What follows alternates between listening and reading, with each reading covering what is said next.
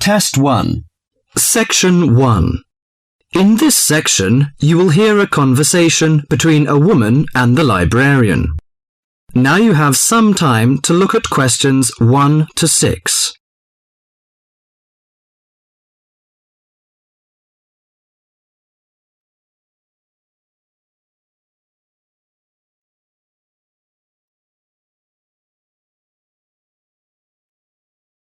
Now listen to the talk and answer the questions 1 to 6. Good morning. Good morning. Can I help you? Yes, I'd like to join the library. We're new to the district, you see. Certainly. Well, all we need is some sort of identification with your name and address on it. Oh dear. We just moved, you see, and everything has my old address. Driving license, perhaps? No, I don't drive. Your husband's would do. Yes, but his license will still have the old address on it. Perhaps you have a letter addressed to you at your new house. No, I'm afraid not. We've only been there a few days, you see, and no one's written to us yet. What about your bank book? That's just the same. Oh dear, and I did want to get some books out this weekend. We're going on holiday to relax after the move, you see, and I wanted to take something with me to read. Well, I'm sorry, but we can't possibly issue tickets without some form of identification. What about your passport? What? Oh, yes, how silly of me. I've just got a new one, and it does have our new address. I've just been to book our air ticket, so I have it on me. Well, that's all right. Your ticket will be ready soon. Okay, how many books am I allowed to take out? You can take 4 books out at a time, and you can also get 2 tickets to take out 3 magazines or periodicals. Newspapers, I'm afraid, can't be taken out. Oh, that's fine. Do you have a record library? Some libraries do, I know. Yes, we do. You have to pay a deposit of $5 in case you damage them, but that entitles you to take out 2 records at a time. That's good. Could you show me where your history and biography sections are, please? Yes, just over there to your right. If there's any particular book you want, you can look it up in the catalogue, which you'll find just around the corner. You can also find a touchscreen information service on level 2. Thank you. Oh, and how long am I allowed to keep the books for? Well, the normal loan period is 3 weeks, with 2 weeks extension. Oh dear. We're going away for 4 weeks. Can I renew them now? I'm afraid not. You must do that at the end of 3 weeks. I see. Thank you very much.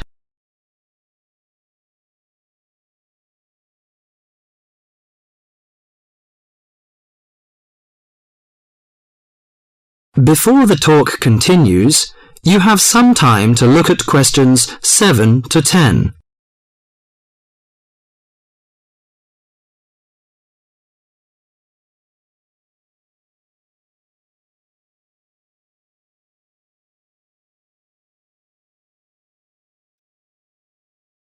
Now listen to the talk and answer the questions 7 to 10.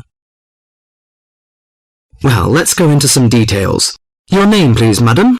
My name is Barbara. The surname is Cooper. It's spelt as Cooper. Fine. And what's your contact number? If we have new books coming, we can contact you in time.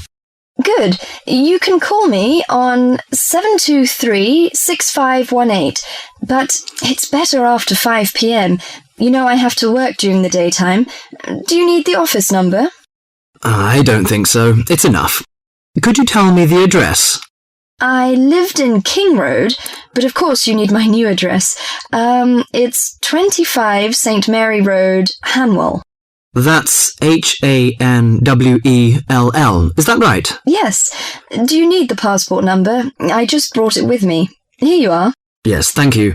The number of your passport is G5798-0942. OK, and your ticket is ready. The number is M930123. Thank you.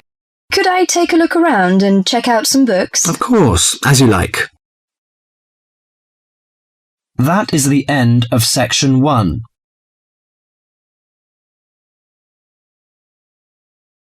You now have half a minute to check your answers.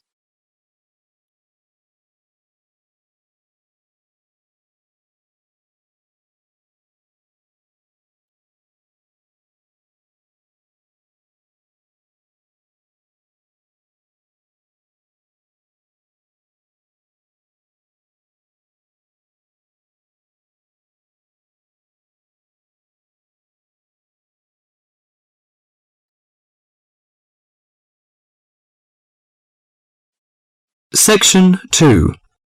In this section, you'll hear an introduction on cheese making. You have half a minute to read the questions 11 to 20 first.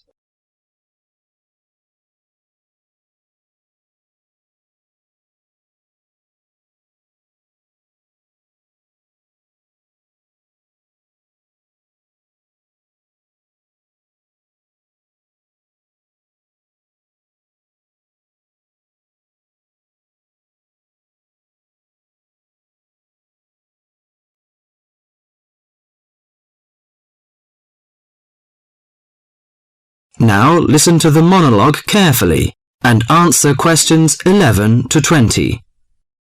Cheese is one of those foods that we tend to take for granted as always having been with us, and it's odd to think that someone somewhere must have discovered the process to make cheeses. That takes place today. In the studio to tell us all about it is Monica Maxwell.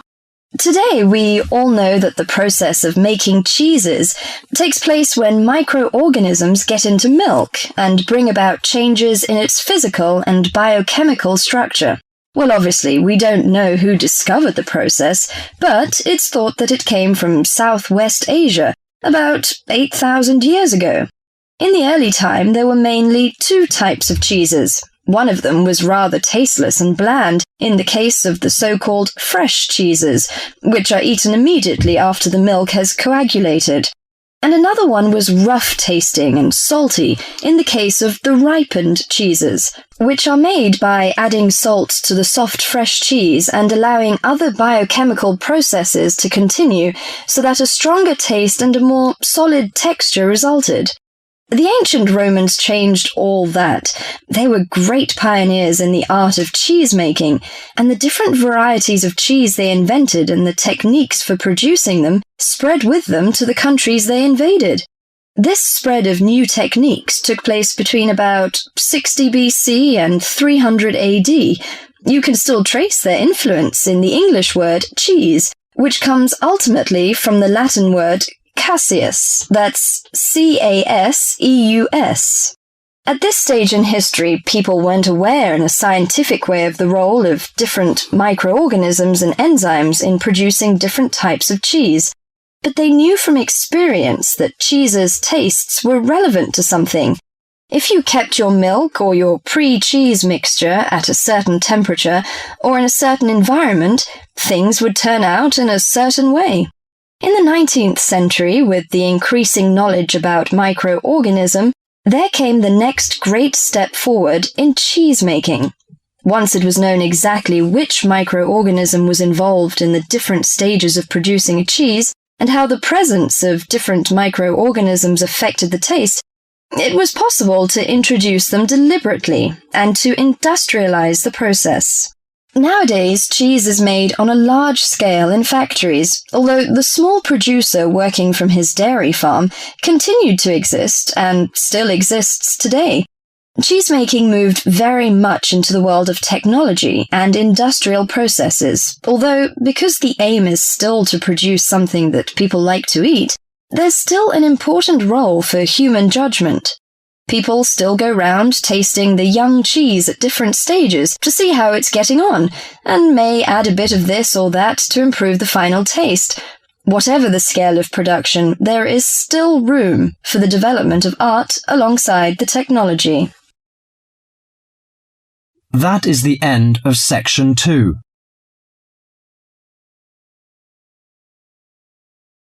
You now have half a minute to check your answers.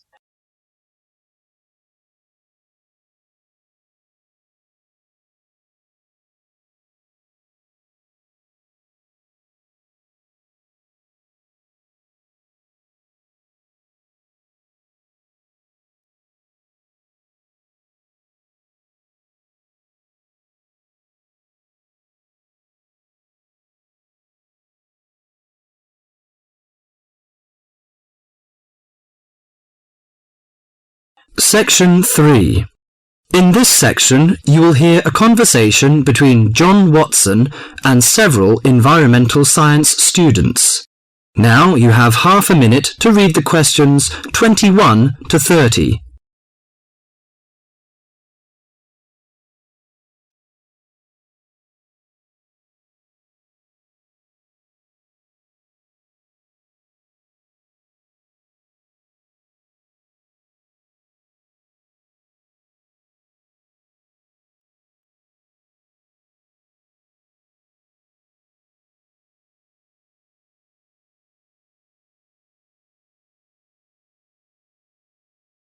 Now listen to the conversation and answer questions 21 to 30. Good morning, everyone. I'd like to introduce our guest to you, John Watson. We're delighted to have John with us today to share his views on conservation. As environmental science students, I know you'll have a lot of questions. So let's kick off by asking him to tell us how he got involved in the environmental movement. Thank you, Deborah. It's nice to be here. When I was 7 years old, back in the 1940s, my father bought 200 acres of land on the central coast of New South Wales in eastern Australia. The marvellous thing about it was that it was virgin bush. In other words, completely natural. But this kind of country doesn't exist anymore. Oh, what do you mean by that? Well, let me explain. We went to live there when I was 10. When I was 12, the foxes and cats appeared. And by the time I was 14, there were no native animals left. You mean that within 4 years, all the native animals had gone? That's exactly what I mean. But it took a while for people to realise what was going on. So you're saying that it was the cat and the fox that killed off the native animals? Absolutely right. But back in the 1970s, people didn't realise it. Even though Australia was losing wildlife faster than the rest of the world combined, people were blaming the farmers and miners, but not their lovely little pussycats. They're domestic cats you're talking about? Exactly. And what's more, they didn't want to know. Can you tell us how you set about proving your theory that it was feral cats and foxes which were killing native animals? Well, I moved to South Australia specifically to set up a wildlife sanctuary there. Why South Australia in particular? I chose South Australia because it was the only state where it was still legal for me to fence off an area and put back locally extinct animals. That was very far-sighted of them, wasn't it? Well, not exactly. They just hadn't got around to making it illegal. Though they soon tried to, once they realised what I was doing. Did you ever get into trouble for your actions? Yes, once or twice. In 1976, they put me in jail for cutting down some pine trees to allow me to build a fence to keep out the cats and foxes. How did you get out of that situation? Well, I signed an agreement saying that I wouldn't go on building the sanctuary, but then I just kept on building it. That was very brave of you. Well, I figured that I had signed under duress, so I didn't feel bound by it. The sanctuary was completed in 1983 and opened to the public in 1985, and within a year it was overrun with native animals. There are other ways of protecting endangered animals, though, aren't there? You can raise public awareness through research and educational programs.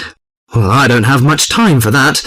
Unfortunately, today we measure success in science, not by your results, but by how much funding you get. What you've done is obviously admirable. But don't you think there's an argument for letting nature take its course? I mean, don't you think cats and foxes have a right to live too? Well, no, not really. They were introduced to this country, but they don't belong here. But aren't you trying to turn back the clock? These other animals are here now. What is so important to you about native species that justifies killing any number of alien ones? I believe that evolution gave us a paradise, and that we will lose everything unless we understand the need for balance. But really, at the end of the day, it's just a belief. It's just a feeling. That is the end of section 3.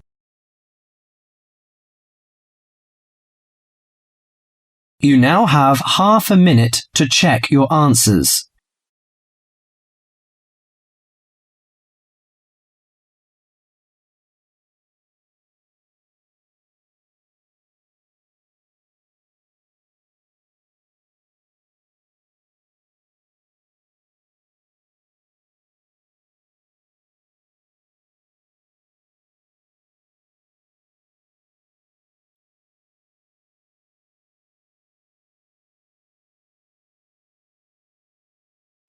Section 4.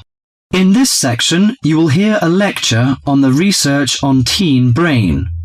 Now you have half a minute to read the questions 31 to 40.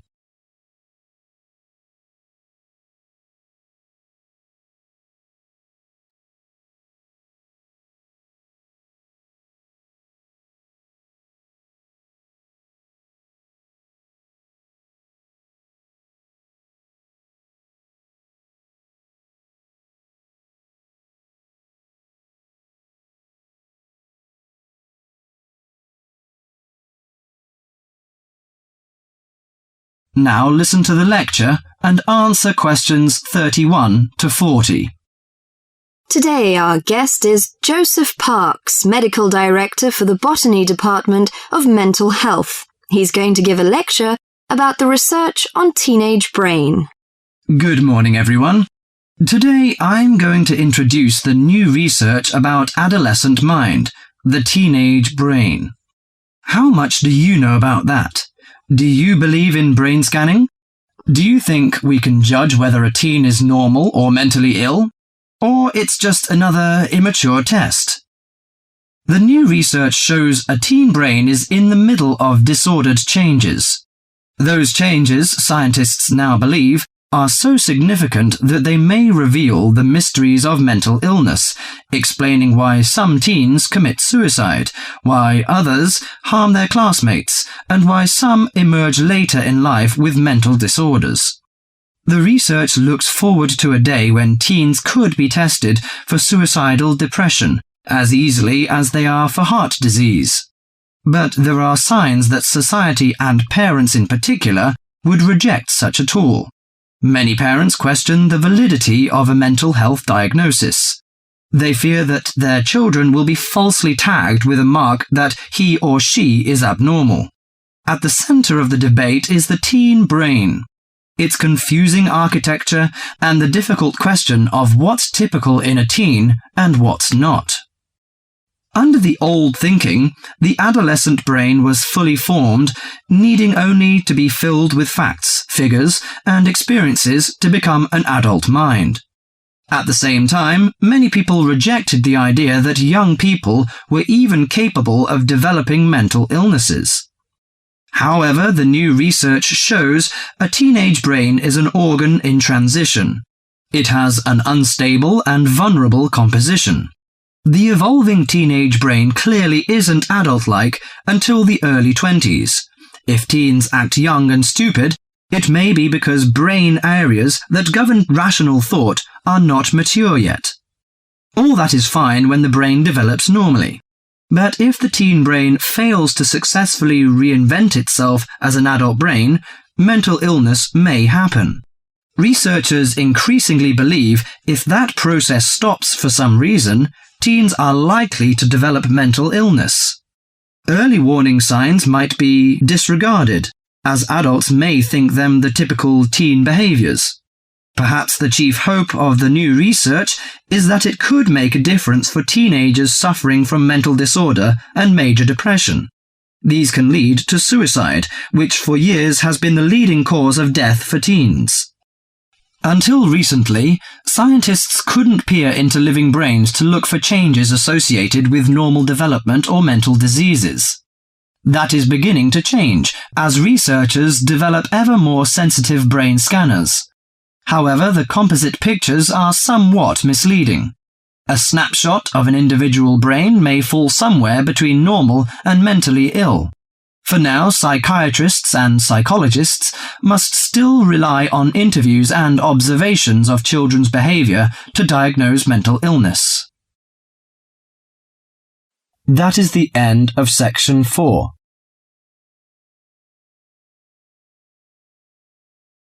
You now have half a minute to check your answers.